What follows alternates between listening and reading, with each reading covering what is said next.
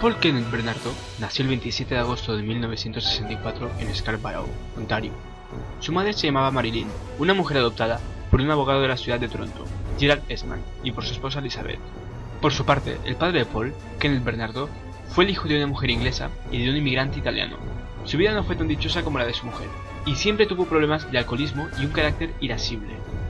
Desde adolescente, Paul Bernardo siempre fue un joven apuesto, rubio, alto y muy popular con las mujeres.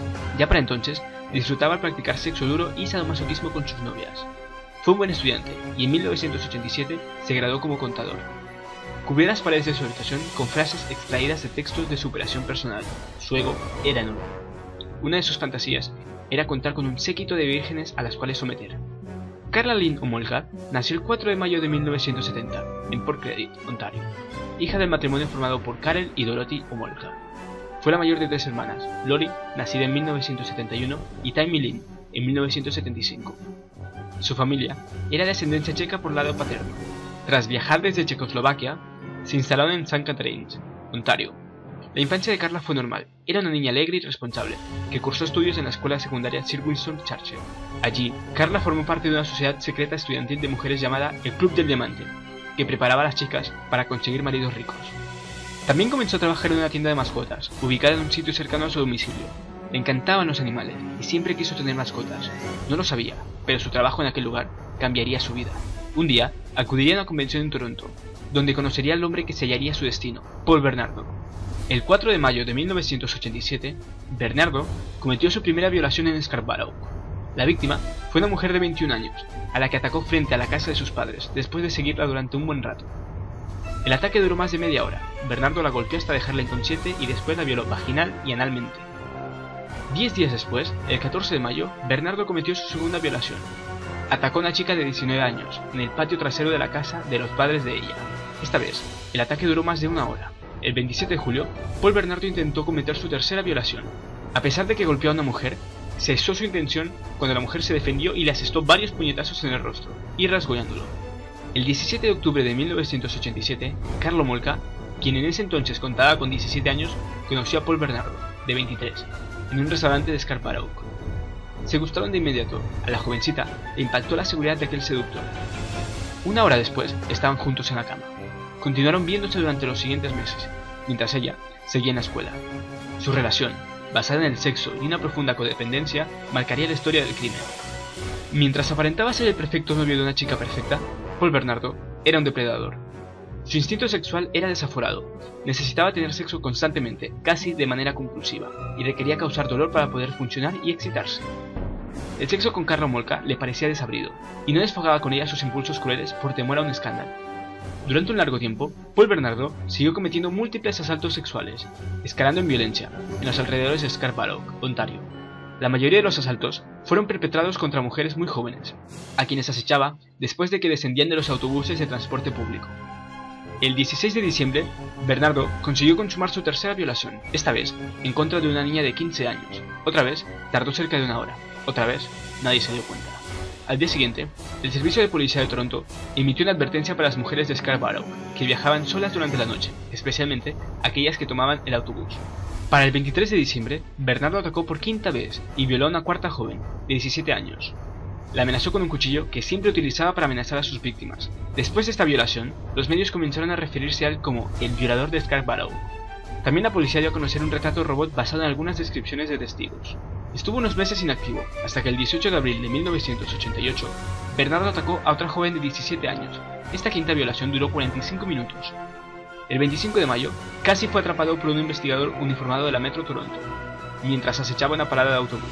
El investigador lo vio escondiéndose debajo de un árbol y lo persiguió a pie, pero Paul Bernardo consiguió escapar. Sin atemorizarse, el 30 de mayo cometió su sexta violación, esta vez en Claxon, un sitio al sudoeste de Scarborough. Este ataque fue contra una joven de 18 años y duró 30 minutos. Como siempre, la violó vaginal y analmente. La golpeó de forma salvaje hasta que la víctima se desmayó. Invirtió un buen rato en violarla y después la abandonó desnuda sobre el piso. Después de finalizar sus estudios en 1989, Carla Homolka fue contratada como asistente en una clínica veterinaria de la ciudad de Toronto, donde fue obligada a renunciar luego de que se sospechara que había sustraído drogas. Posteriormente, encontró un trabajo similar en la clínica Animal Martin Day. por lo que no cursó estudios superiores, pese a haber sido aceptada por la Universidad de York y por la Universidad de Toronto. El 24 de diciembre de 1989, Bernardo le propuso casamiento, por lo que Carla dijo que ese momento era el más romántico de su vida. Pese a ello, pasaría más de un año para que el matrimonio se celebrara. El 17 de junio de 1990, Paul Bernardo fue más allá. Su víctima fue Elizabeth Bain, una joven a quien conoció en la Universidad de Toronto.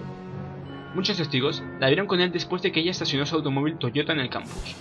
La chica desapareció y, días después, su cadáver fue encontrado en los alrededores de la ciudad. La habían golpeado y violado, aunque esta vez el agresor la había estrangulado. Un joven llamado Robert Baltovich fue arrestado como sospechoso, y tras ser juzgado, fue condenado por la muerte de Bain. Tras una lucha legal que duraría 10 años, fue absuelto en el año 2000. Años después, Paul Bernardo sería señalado como responsable del crimen, aunque él siempre negaría esta versión. Durante el verano de 1990, Bernardo se obsesionó con Tammy Homolka, la hermana menor de Carla. Gozaba espiándola por la ventana de su cuarto, o entrando a su habitación para masturbarse mirándola mientras ella dormía. También sustraía la ropa interior usada de la chica para olerla y masturbarse. En el mes de julio, Bernardo decidió poseerla. Le ofreció cerveza a Tammy y la emborrachó hasta que la adolescente se quedó dormida. Entonces, intentó abusar sexualmente de ella, sin lograr su objetivo, debido a que la joven comenzó a despertarse cuando Bernardo la estaba tocando. Carla tenía sentimientos encontrados sobre su prometido. Un día lo enfrentó, y Paul Bernardo decidió arriesgarse. Sabía que Carla lo amaba locamente, así que le confesó su necesidad de atacar mujeres, violarlas y golpearlas. Carla primero se horrorizó, pero cuando él amenazó con abandonarla, decidió apoyarlo. Desde entonces, Carla y Paul se convirtieron en cómplices criminales. Paul le indicaba a su novia cómo comportarse, cómo vestirse, qué debía comer. En su diario, Carla escribía: "No debo contrariar a Paul. Debo sonreír siempre que esté junto a él. Recuerda que eres tonta, recuerda que eres fea". Primero, ella permitía que él saliera de cacería, utilizando un eufemismo que a él le encantaba. Luego, escuchaba las truculentas historias repletas de sórdidos detalles que él le contaba acerca de sus víctimas. También le hablaba de otras amantes, a quienes le gustaban las prácticas sadomasoquistas, y a las que él agredía de manera consensuada. Según declararía Carla tiempo después, se sentía humillada e indignada, pero el miedo a perder a su novio era más grande. Paul Bernardo no tenía intenciones de cambiar su vida. Obsesionado con su cuñada Tammy, le dijo a Carla que si realmente lo amaba, debía ayudarlo a que desvirgara a su hermana, de 15 años de edad. Carla Homolka accedió. Consintió el violento acto viendo una oportunidad para tomar control y mantener todo tranquilo dentro de la familia. Según diría tiempo después, le prometió a su novio romper los cerrojos de la ventana de la habitación de Tammy, además de suministrarle diazepam a su hermana y a las amigas de su hermana, para que Paul cumpliera su fantasía.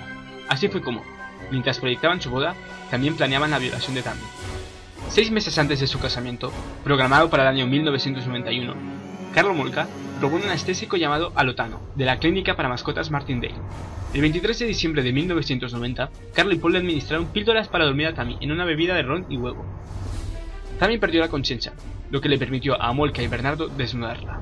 Luego, Carla le aplicó en la nariz y la boca a Tammy un pañuelo empapado en alotano. Según sus declaraciones, Carla Homolka quería darle la virginidad de Tammy a Paul como regalo de Navidad, debido a que, según dijo, Bernardo siempre le había reprochado que ella no era virgen cuando se conocieron. Con los padres del adolescente durmiendo en el piso de arriba, Carla y Paul se filmaron en vídeo mientras violaban a Tammy. Poco después, la adolescente comenzó a vomitar, estando aún inconsciente. Ambos criminales intentaron reavivarla, pero no fue suficiente. Antes de llamar al 911, escondieron la evidencia, vistieron nuevamente a Tammy, quien tenía una quemadura química en el rostro, y la llevaron a la habitación que ocupaba el sótano. Luego, telefonaron para pedir una ambulancia. Tammy permaneció unas horas internada en el Hospital General de St. Catharines, sin recuperar la conciencia. A pesar del comportamiento de la pareja, quienes pasaron la aspiradora y lavaron la ropa en medio de la noche, además de la enorme y brillante quemadura color frambuesa que había en la mejilla izquierda de Tammy, la policía regional del Niágara creyó la versión dada por la pareja, que el adolescente había bebido demasiado, había sufrido una congestión alcohólica y se había ahogado con su propio vómito de manera accidental. Tras el funeral de Tammy, Carla y Paul celebraron otro ritual. Carla se vistió con la ropa de su hermana muerta para que Paul la poseyera, fingiendo que era Tammy a quien él penetraba y golpeaba, para quitarle la virginidad. Todo este macabro ritual fue filmado también. Días después, se mudaron de la casa de los padres de Carla para dejarlos lidiar con su duelo. El 7 de junio de 1991, Carla Homolka invitó a una joven no identificada de 15 años de edad a una fiesta de chicas a la casa que alquilaban en Portal Housing. Se había hecho amiga de ellas 2 años antes, cuando aún trabajaba en la tienda de mascotas. La adolescente la idolatraba y la veía como su hermana mayor. Luego de una tarde de tiendas y restaurantes, Homolka la llevó a su casa de la avenida Bayview y comenzó a ofrecerle alcohol. Después de que la chica perdió la conciencia, Homolka llamó a Bernardo para decirle que el regalo de bodas estaba listo. Juntos la desvistieron. La chica era virgen. Instantes después, Bernardo filmaba a Homolka, quien violaba a la joven con un dildo. Luego él la penetró y sodomizó. A la mañana siguiente, la chica estaba enferma y vomitaba, pero pensó que se debía a que era la primera vez que había bebido alcohol. No se dio cuenta de que había sido violada. Fue invitada nuevamente a la casa de Portal House en agosto, esta vez para pasar la noche. La joven fue drogada y le costaba respirar mientras Bernardo la violaba. Homolka llamó al 911 para pedir ayuda, pero minutos después llamó nuevamente para decir que todo estaba bien, por lo que los servicios de emergencia se retiraron inmediatamente de la casa sin hacer ningún tipo de investigación o seguimiento. La chica visitó una vez más a la pareja. Homolka y Bernardo le pidieron que tuviera sexo con él, por lo que ella se molestó y se asustó, para luego huir. Bernardo se ocupaba de robar matrículas de automóviles, para ayudar a los amigos en un negocio de contrabando de cigarrillos. El 15 de junio de 1991, 2 semanas antes de su boda, Paul Bernardo conoció a Leslie Mahaffey, quien estaba en la puerta de su casa de Burlington. No había podido entrar debido a que no estaban sus padres, y no había encontrado otro lugar donde estar. Los dos se pusieron a charlar un rato, para luego irse juntos al automóvil de Bernardo con la excusa de buscar un cigarrillo. En ese momento, Bernardo la forzó a entrar al coche, y la condujo hasta su casa, a 53 kilómetros de distancia. Allí, Homolka y Bernardo la mantuvieron secuestrada durante 24 horas, donde fue sometida a constantes asaltos sexuales. La pareja filmó los abusos en una cinta de vídeo, incluida una escena en que Homolka mira a la cámara momentos antes de violentar a la muchacha. Horas después, la asesinaron. Carla declararía que Bernardo había estrangulado a la adolescente con un cable de electricidad. Por su parte, Bernardo dijo que la joven había muerto mientras él se encontraba fuera de la habitación, y que Homolka la había asesinado con una sobredosis de Alción. Homolka, según Bernardo, dijo que la venda de la muchacha se había caído de sus ojos, por lo que ella podría identificarlos. Llevaron el cuerpo al sótano hasta que decidieron qué debían hacer para librarse de él. Al día siguiente, los padres de Carla y su hermana Lori los visitaron para la cena del Día del Padre. Luego de que ellos se fueron, la pareja descuartizó el cadáver de Leslie Mahaffey. Bernardo desmembró el cuerpo en una improvisada tienda de plástico en el sótano. Luego de colocar los trozos en baldes con cemento, los arrojaron al lago Gibson. El 29 de junio de 1991, Carla y Paul se casaron en una fastuosa ceremonia con champán. Los novios llegaron al lugar de la ceremonia en un hermoso carruaje. Luego de eso, recorrieron juntos en un carruaje arrastrado por caballos la ciudad de Niagara-on-the-Lake. Mientras la boda se celebraba, una pareja que navegaba en canoa por el lago de las costas de St. Catharines descubrió los bloques de cemento, abriendo uno de ellos para saber qué contenía, y encontrando los trozos del cadáver de Leslie Mahaffey. Carla y Paul pasaron su luna de miel en Hawái. Nada parecía fuera de lugar. Como luego comentarían varios amigos suyos, era la pareja perfecta. Sus amigos les llamaban Ken y Barbie, ya que ambos eran muy atractivos físicamente. Este sobrenombre sería retomado tiempo después por los medios de información. Pero la relación ocultaba un matiz siniestro. Paul Bernardo seguía siendo un sádico, que disfrutaba al someter a su flamante esposa a continuos maltratos. Sobre todo, gozaba golpeándola mientras mantenían relaciones sexuales. La obligaba a practicar sexo anal de manera violenta para lastimarla, la mordía, la bofeteaba e inclusive le propinaba puñetazos en el rostro. También disfrutaba tomando fotografías de Carla desnuda, en poses sexualmente explícitas, amordazada y con esposas en las muñecas. Luego, les mostraba las fotografías de su mujer a sus amigos. Según escribió Carla en su diario, disfrutaba estas sesiones y le excitaba saber que otros hombres veían las imágenes.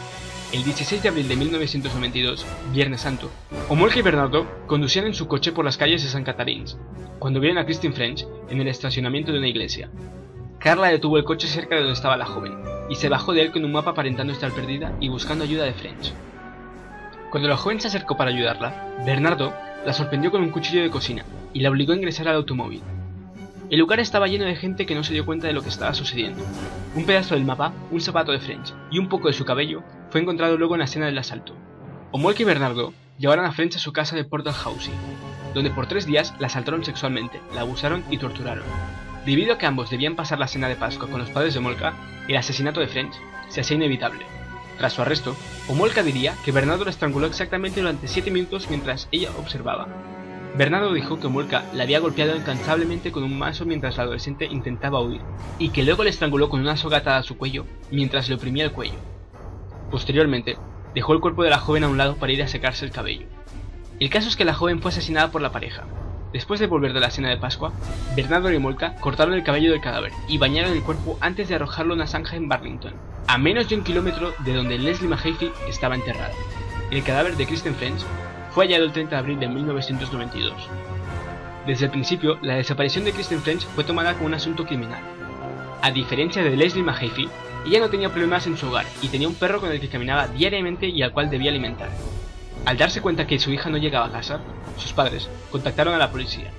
Los testigos aportaban poco a la desaparición, diciendo que el coche del secuestrador era un Chevrolet Camaro, cuando en realidad el coche de Bernardo era un Nissan dorado. La policía comenzó inmediatamente a rastrear todos los coches Camaro, pero nunca lo encontró. Homolka y Bernardo habían sido interrogados muchas veces en relación a las violaciones de Scarborough, en relación a la muerte de Tammy Homolka, en relación al acecho de Sidney Kirchen y a un problema legal con las hermanas Patrick, quienes acusaron a Bernardo de haberlas acechado y filmado poco antes de la muerte de Kristen French. Poco después del descubrimiento del cuerpo de esta joven, uno de los mejores amigos de Bernardo, Barney Smirnis, hablando con una familia conocida, de la cual uno de sus miembros era oficial de la Policía Provincial de Ontario, dijo que Bernardo podría ser un buen sospechoso por el asesinato de Kristen French, y le comentó a la familia que se basaba en las sospechas acerca de que su amigo, Bernardo, había violado a una muchacha en el sótano de su casa mientras Homolka estaba arriba. El oficial de la policía, miembro de esta familia, emitió un reporte informando de Bernardo, y el 12 de mayo de 1992, un sargento de la policía interrogó a Bernardo brevemente. La policía llegó a la conclusión de que Bernardo era un sospechoso muy poco probable, aunque ya había sido interrogado en relación a las violaciones de Scarborough. 3 días después, el 15 de mayo, se creó el grupo Green Ribbon Task Force, especialmente formado para investigar las muertes de Leslie Mahaffey y Kristen French. Mientras tanto, Bernardo y Homolka avanzaban en sus planes de cambiarse los apellidos de Bernardo y Homolka a llamarse los Till, el apellido de un villano, asesino en serie, que Bernardo había tomado de una película de 1988 llamada Criminal Law. Cuando iba terminando el mes de mayo de ese año, otro conocido de Smirnis y de Bernardo, llamado John Motil, también lo señaló como el posible asesino. En diciembre de 1992, el Centro de Ciencias Forenses comenzó finalmente a analizar las muestras de ADN que Bernardo había entregado a la policía en relación a las investigaciones por las violaciones de Scarborough 3 años antes. El 27 de diciembre de 1992, Bernardo atacó brutalmente a Carla y la golpeó con una linterna en las piernas, cabeza y rostro. Con la excusa de haber sufrido un accidente automovilístico, Homolka regresó a su trabajo el 4 de enero de 1993. Sus escépticos compañeros de trabajo llamaron a los padres de Homolka, quienes al día siguiente la rescataron de Bernardo, sacándola de la casa. Pese a esto, Carla regresó a su casa frenéticamente, antes de que Bernardo regresara, para buscar algo. Sus padres la llevaron al Hospital General de St. Catharines, donde la policía emitió un reporte de sus heridas, las que Homolka dijo que se debían a que su marido la había golpeado brutalmente. Consecuentemente, levantó cargos contra Bernardo. Fue inmediatamente arrestado, pero pocas horas después lo liberaron, luego de que reconociera todo y mostrara muy buena voluntad en ayudar a la policía. Un amigo de Bernardo encontró una nota de suicidio que él había escrito, por lo que inmediatamente intervino para ayudar a su amigo. Bernardo volvió a golpearla y Carla no soportó más. Llamó a la policía para denunciar que, por enésima ocasión, Paul la había agredido. Cuando la policía llegó, encontró a Carla muy asustada y con un ataque de pánico. Para ese momento, ya era totalmente sumisa y le temía. Los agentes decidieron presionarlo un poco. Carla se derrumbó y empezó a hablar. Esta vez, confesó los crímenes que había cometido junto a su marido desde 1991, y las violaciones que Bernardo cometía desde muchos años atrás. Ese fue el principio del fin de la carrera criminal de Paul Bernardo, ya que la policía, con esta confesión, obtuvo una orden de búsqueda. Cuando examinaron la casa, encontraron, entre otras cosas, las videograbaciones realizadas por la pareja. 26 meses después de haber sido tomadas las muestras del ADN de Bernardo, se le informó a la policía de Toronto que el ADN de Bernardo coincidía con el posible violador de Scarborough. Inmediatamente, Bernardo fue puesto bajo vigilancia durante 24 horas. Detectives especializados en los asaltos sexuales de Toronto entrevistaron a Homolka el 9 de febrero de 1993. Sin importarle que se le hubiera informado de que Bernardo era sospechoso de los crímenes, Carla estaba concentrada en la golpiza que él le había propinado. Esa misma noche, Homolka le contó a un tío y una tía suya que su esposa era el famoso violador de Scarborough, y que ambos habían estado involucrados en los asesinatos de Leslie Mahaffey y Kristen French. Además de contarles que las violaciones y las torturas estaban grabadas en cintas de vídeo. Mientras tanto, la policía había reabierto las investigaciones sobre la muerte de Tammy Homolka. El día en el que Paul Bernardo y Carla Homolka fueron arrestados, la policía encontró los 6 vídeos en su casa, en los que se veía cómo las jóvenes habían sido torturadas y violadas brutalmente por Paul y Carla. El 11 de febrero de 1993, Carla Homolka contactó al abogado George Walker, de Niagara Falls, quien buscó la máxima inmunidad para su cliente a través del fiscal de St. Catharines, Rick Houlihan, a cambio de su cooperación plena en las investigaciones contra su esposo. Al igual que Bernardo, a Homolka se le vigilaba las 24 horas. La relación se rompió poco después, cuando Homolka se divorció de Bernardo y comenzó a declarar en su contra. El 13 de febrero de 1993 se aprobó el cambio de apellido de la pareja a Till. Al día siguiente, George Walker se reunió con Murray Siegel, director de la oficina criminal. Walker le contó a Siegel acerca de los vídeos de violaciones, por lo que Siegel le informó a Walker que debido a la participación que Homolka había tenido en los crímenes, la inmunidad completa era prácticamente imposible. Detectives de todas las fuerzas especiales que investigaban las violaciones de Scarborough arrestaron a Paul Bernardo, acusándole de numerosos cargos el 17 de febrero de 1923. En ese momento, la evidencia que vinculaba a Bernardo con los asesinatos era pobre, por lo que las órdenes de registro tenían sus limitaciones. Todas las cintas de vídeo que la policía hallaba en la casa debían ser vistas en ese mismo lugar, para que tuvieran valor jurídico. Los daños provocados a la casa debían mantenerse en un nivel mínimo, y la policía no tenía permitido derribar paredes o muros de la casa en busca de cintas de vídeo. La búsqueda en la casa de doble piso, sótano y ático que tenía Bernardo duró 71 días. La policía solo pudo hallar una cinta de vídeo en la que se veía a Homolka practicándole sexo oral a una chica no identificada. El 30 de abril de 1993 terminaron los registros en casa de Bernardo.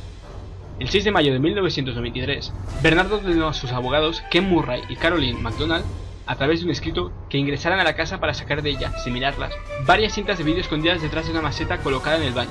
Esas cintas de vídeo crearon polémica cuando se supo de su existencia, ya que en ellas estaban grabadas las imágenes de la violación y tortura que sufrieron Tammy Homolka, Leslie Mahaffey y Kristen French, y además probaban sin ninguna duda la culpabilidad de Karla Homolka, como participante activa en todos los crímenes. El 17 de mayo de 1993, Karla Homolka ingresó junto con la policía a la casa, para que los investigadores pudieran tomar muestras de ADN, así como muestras de cemento de los bloques en donde Bernardo había escondido los restos de Leslie Mahaffey. El 5 de mayo de 1993, Walker fue informado de que el gobierno ofrecía una sentencia reducida de 12 años de cárcel. Karla tenía una semana para aceptarla o no. Si ella no aceptaba, sería acusada de 2 asesinatos en primer grado, de 1 en segundo grado y de muchos otros crímenes. Walker aceptó la propuesta y más tarde Homolka también. El 14 de mayo de 1993, la negociación de sentencia entre Homolka y la fiscalía terminó, por lo que Homolka comenzó a dar información a la policía a través de comunicados. El 18 de mayo de 1993, Homolka fue acusada de 2 cargos de homicidio. Bernardo, por su parte, fue acusado de 2 cargos de secuestro, 2 de confinamiento ilegal, de abusos y asaltos sexuales y de 2 cargos de asesinato en primer grado, uno de ellos agravado por desmembramiento. Casualmente ese día el abogado de Bernardo había visto las cintas de vídeo por primera vez. Murray decidió usar esas cintas para culpar a Homolka durante el juicio a Bernardo. Ni Murray ni MacDonald eran experimentados abogados, ni tenían la mínima experiencia penal. Con el tiempo, fueron mostrando poca ética y pasaron a ser considerados como potencialmente criminales cuando se descubrió que ocultaban evidencias.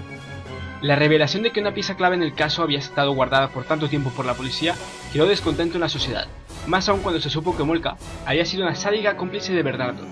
No se permitió que las cintas fueran mostradas al público, solo una parte del audio pudo ser oída. Mientras tanto, Bernardo seguía insistiendo que si bien él violó y torturó a Leslie Mahaffey y Kristen French, fue Karla Homolka quien las mató, en parte por celos y en parte por diversión. Para la primavera de 1993, la Fiscalía General de Ontario sabía que el juicio contra Bernardo era imposible de llevar a cabo si no se contaba con la evidencia aportada por Homolka. Sintéticamente, quería decir que si se quería realmente encarcelar a Paul Bernardo de por vida, se tenía que creer en el testimonio de Karla Homolka. Aún en vista de que ella podría contar la historia de una manera que la favoreciera y así sería ella exculpada de todos los cargos, presentándose como víctima y no como la depredadora que era, su responsabilidad por los crímenes cometidos podría verse disminuida, y se mantendría la inevitable credibilidad en ella como testigo. El 27 de junio de 1993, Homolka celebró una fiesta con la asistencia de sus padres. Era increíble que se lo permitieran.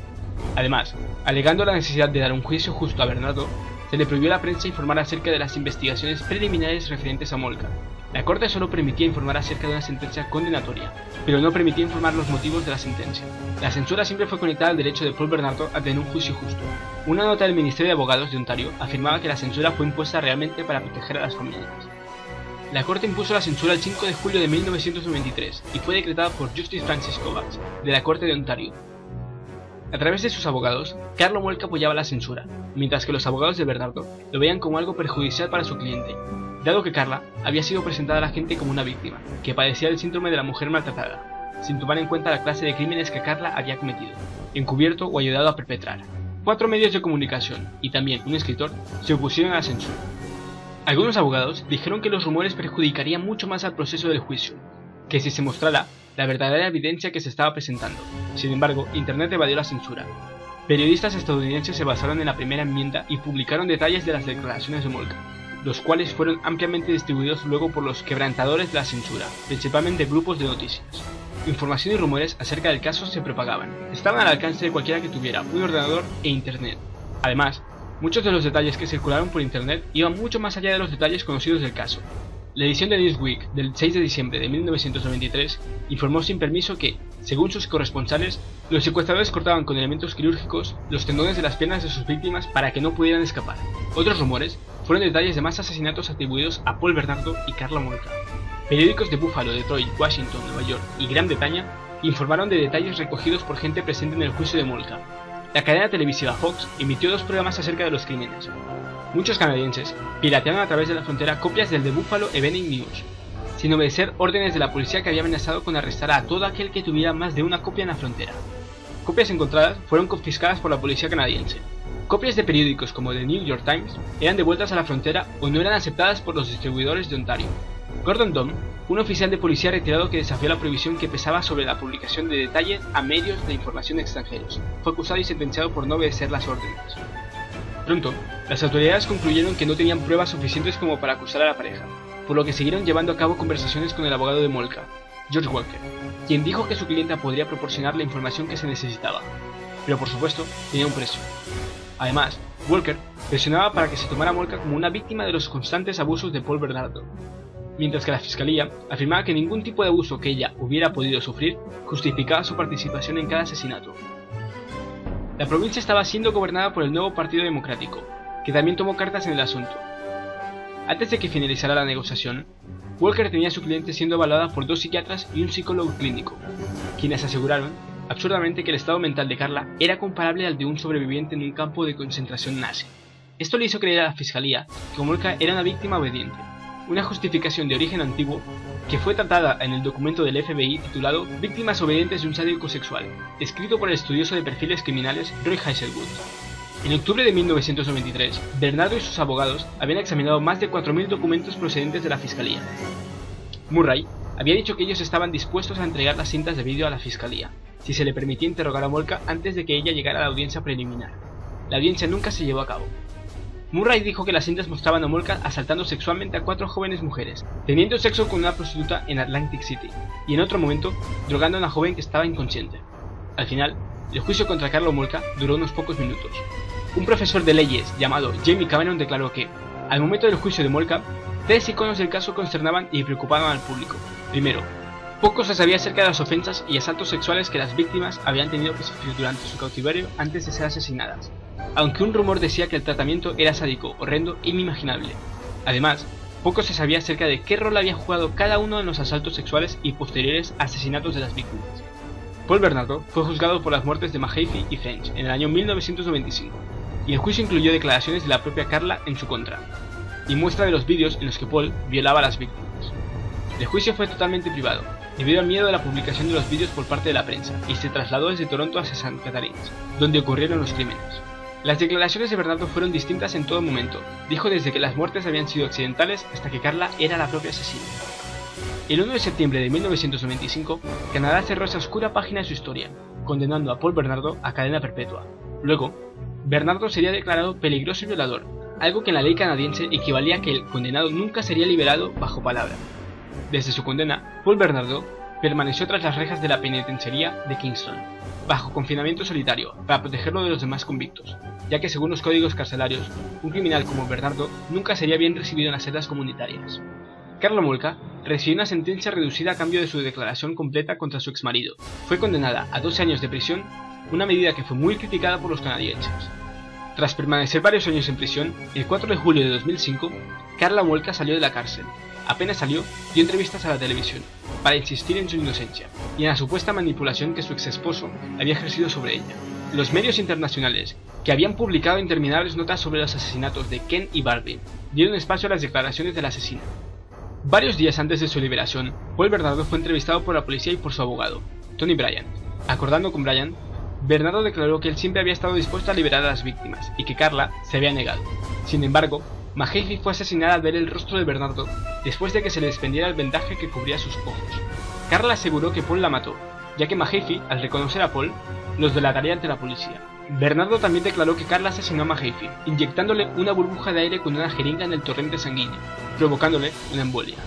Carlo Molca decidió rehacer su vida, volvió a casarse y actualmente vive en las Antillas, junto a su hijo y su actual esposo, Thierry Portelès.